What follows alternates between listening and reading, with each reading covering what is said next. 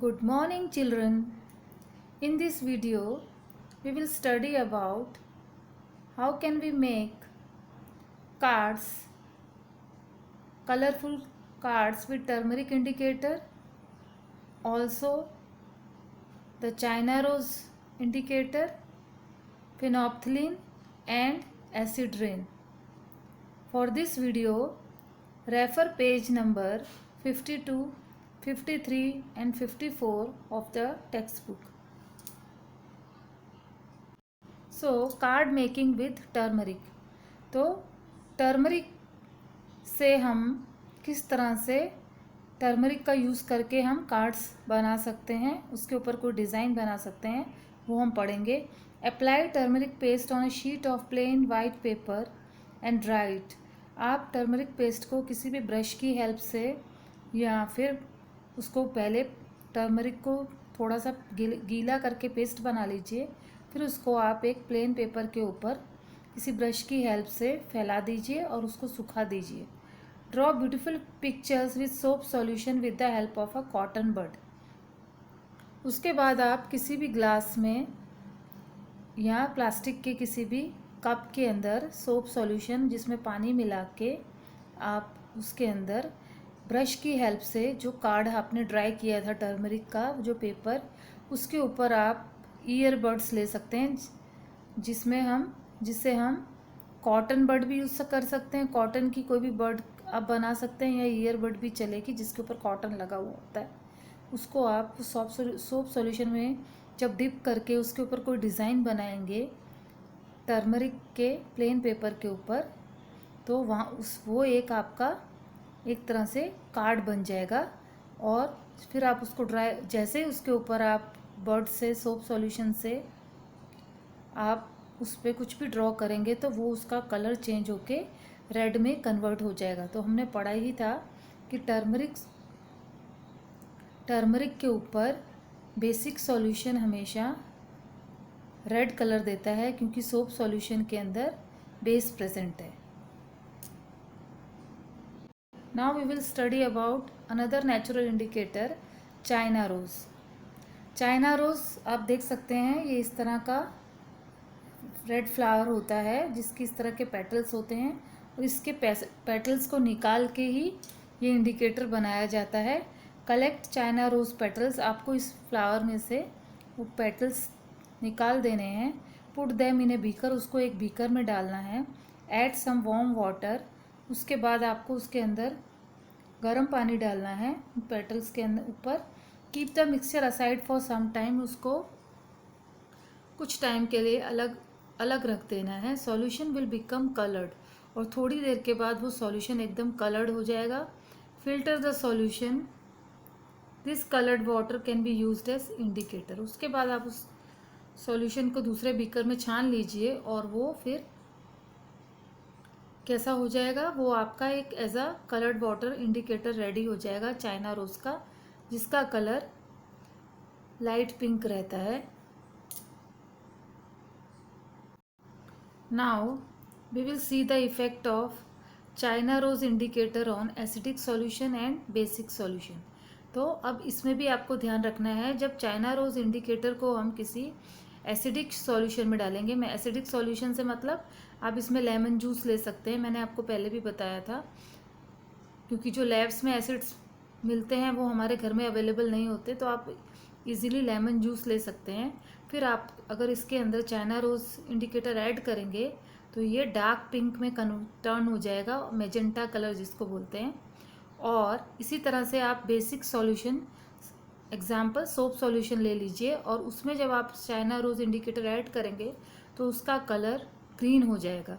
तो इसमें आपको ध्यान रखना है कि चाइना रोज़ इंडिकेटर में कलर जो चेंज होते हैं एसिडिक सॉल्यूशन में वो डार्क पिंक होता है और बेसिक सॉल्यूशन में ग्रीन होता है। तो अभी तक जितने भी इंडिकेटर्स के बारे में हमने पढ़ा उसमें आपको प्रॉपरली इसको अच्छे से लर्न करना पड़ेगा। 2-3 बार आप इसको रिवाइज करेंगे तो आपको याद हो जाएगा। Now we will study about synthetic indicators. Synthetic indicators और मैन मेड इंडिकेटर्स, जो लैब्स में प्रिपेयर किए जाते हैं, ये नेचुरल इंडिकेटर्स नहीं होते। फॉर एग्जांपल फिनोप्थिलीन, जो मैंने आपको पहले बताया था, सिंथेटिक और मैन मेड इंडिकेटर, तो इसमें भी इस इंडिकेटर का भी यूज़ करते हैं। तो ये इंडिकेटर्स एसिडिक सॉल्यूशन में कलरलेस रहता है और बेसिक सॉल्यूशन में पिंक कलर देता है।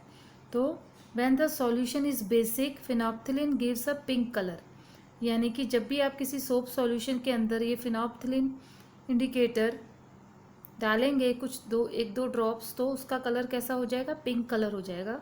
और when the solution is acidic, again lemon juice अगर आप लेते हैं और उसमें आप इसको मिलाएंगे फिनोप्थिलीन को, तो इट रिमेन्स कलरलेस, उसमें कोई कलर हमें दिखाई नहीं देगा, वो कलरलेस रहेगा। तो ये भी आपको अच्छे से पढ़ना है और इसको लर्न करना है। तो हमने कितने इंडिकेटर्स के बारे में पढ़ा, litmus solution, then litmus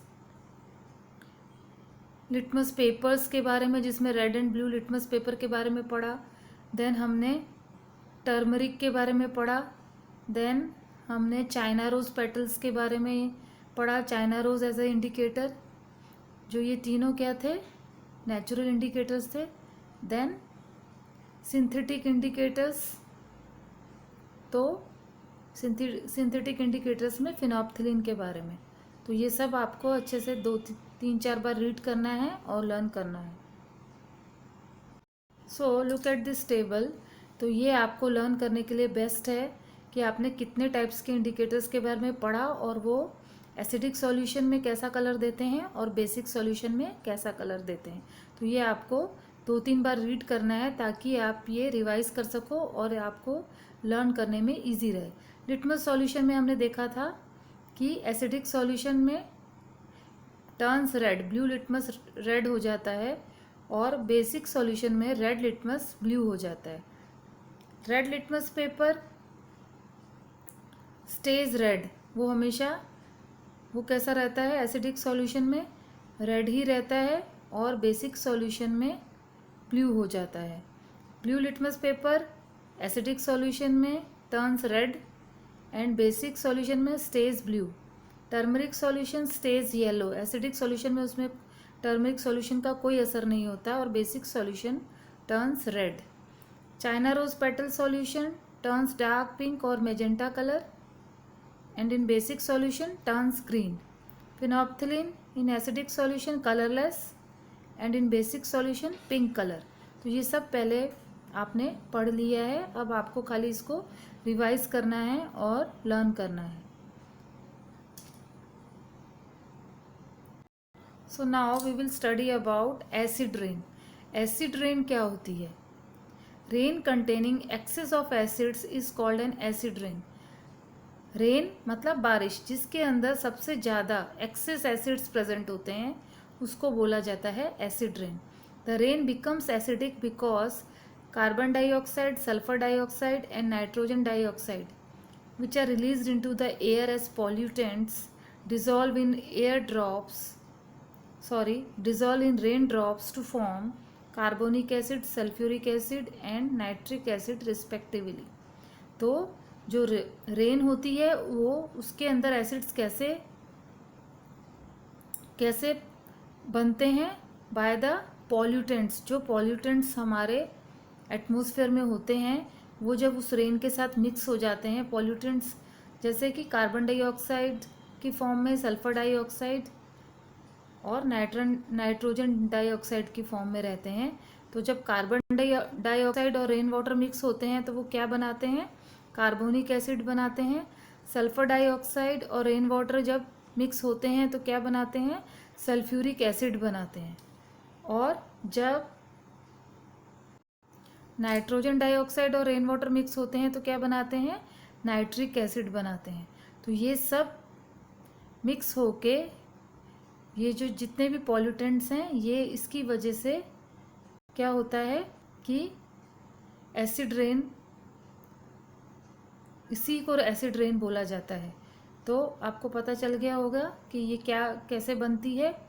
acid rain can cause damage to buildings, historical monuments, aquatic life, plants and animals.